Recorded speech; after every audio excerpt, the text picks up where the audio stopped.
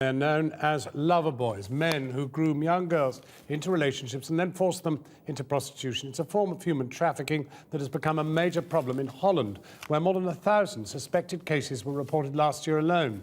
Dutch officials believe that that may be just the tip of the iceberg because so many of the victims are too terrified to go to the police. But because prostitution is legal in Holland, the authorities say there is little they can do about it. Our social affairs editor, Jackie Long, travelled there with a British father who says his daughter has fallen into the hands of the Loverboys and wants them brought to justice. Her report does contain images of prostitution on the streets of Amsterdam.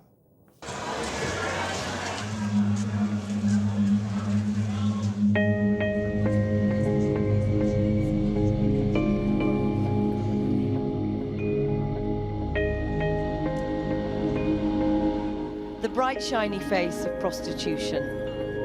Amsterdam, capital of the European sex industry. It's totally legitimate, a tourist attraction. He raped me and he beat me that night.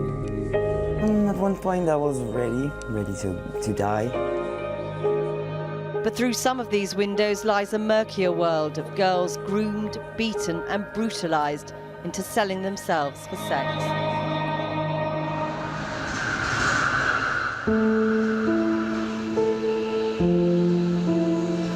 This British dad is risking his life to take on the groomers. Men who he claims lured his daughter into a relationship, then brainwashed her into prostitution.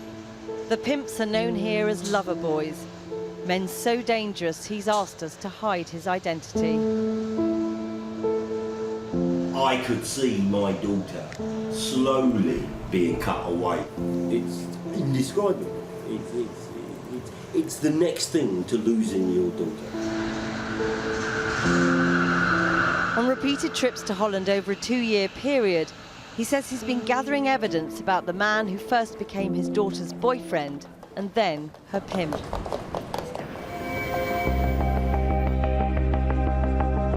He says the man who's groomed his daughter is part of a well-known criminal family, one of whom already convicted of human trafficking, with established connections to drugs and guns.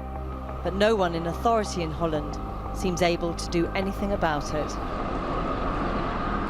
Tom says his daughter has been lured into a world that's as much about violence and coercion as it is about selling sex, that she's so brainwashed by the so-called Loverboys that he may never get her back. His focus has now shifted to the abusers. He says he's determined they shouldn't get away with it.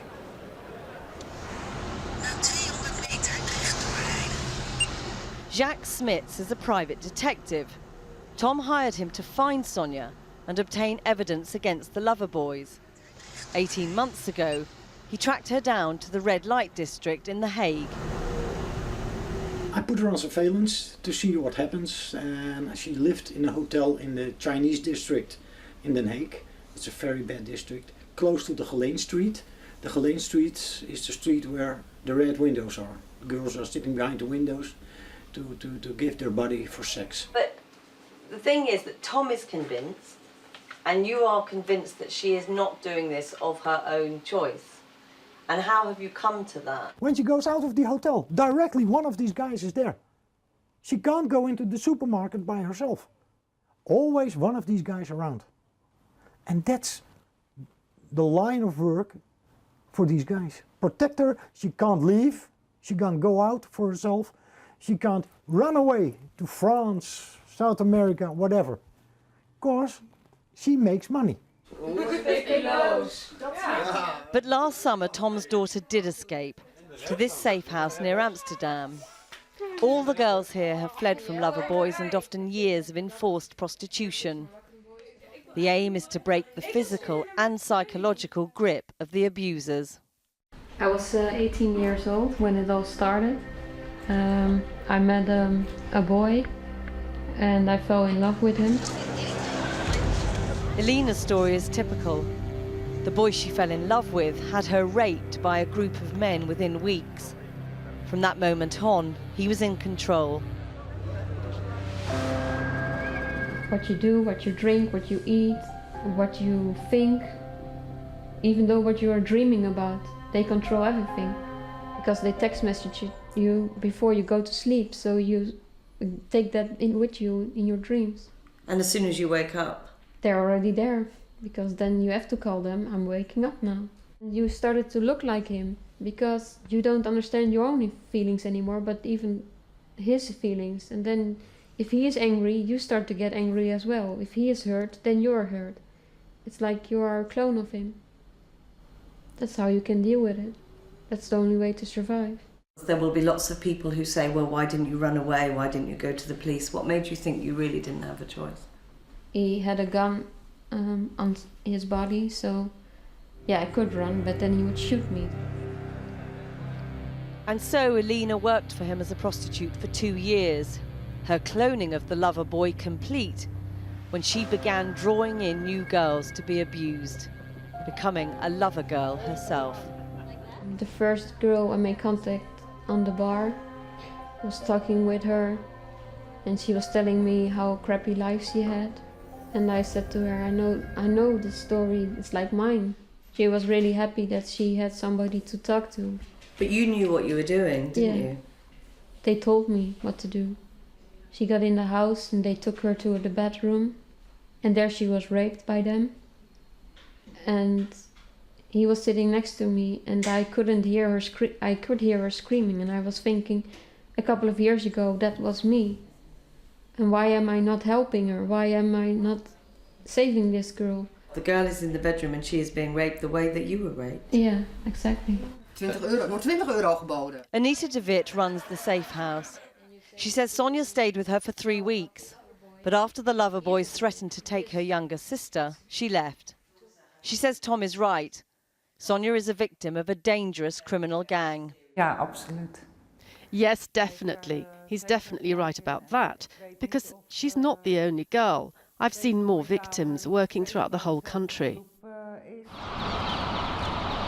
Sonia has now vanished. Tom knows she's alive, but nothing more. The police have investigated, but say without her cooperation, they can do nothing. Jack.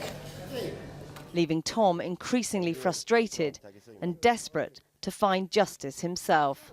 You need proof. How many times do I have to tell this, Tom? You need proof. As long as the keeps the mouth shut, there is no case. If the victim is too frightened or intimidated to give evidence, you say you have no case. Is that how the law works? It's as simple as that. Yeah, the same in the UK. So from a criminal, same in Germany. From a criminal organisation's point of view, they simply need to silence the victim, and they can operate with impunity. You know what happens with girls who don't shut their mouth? They're gonna be killed. And they know. And that's the major problem. Cindy endured life in the grip of a lover boy for nearly 8 years. As long as you do what they say, you have a life. You can work at the red light district for 18 hours, and 6 hours you can sleep. But it's a life dominated by violence. And that's why she says women like her and Sonia are so terrified of going to the police.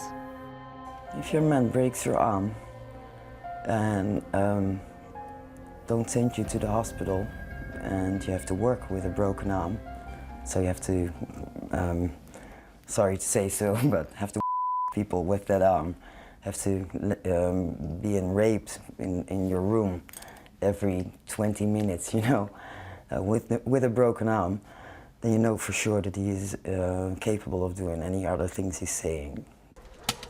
So without his daughter testifying, Tom has decided he must gather enough evidence about the men on his own. Now you've got pictures on there and you've got names, and as you say, it's your accusation. I mean, that's pretty dangerous, isn't it? It is, potentially, if these people decide to seek retribution, but the alternative is to do exactly what they want me to do, which is nothing. And I'm not a brave man. Nor a foolish one. Nor foolish, but when a man abuses your family, you've got very little choice. This is the leaflet which Tom has been posting through these letterboxes. He is offering a €10,000 reward. That's virtually every penny of his savings. And he wants information about these men, the men he is convinced have groomed his daughter. And I think he concedes it's a pretty risky strategy. This is quite an extraordinary way of tackling it as a father, as a dad. I mean, do you regard this as the actions of a desperate man? Do you think Possibly. I mean, when you say desperate, in terms of seeing no other way of getting justice, then yes. He says €10,000 for these guys, and these guys say, only 10? We say 50,000 for your head. I sure hope for Tom he doesn't end with a bullet in his head. Tom can now only wait to see if his plan brings any new leads. He still hasn't heard from his daughter. Jackie Long reporting.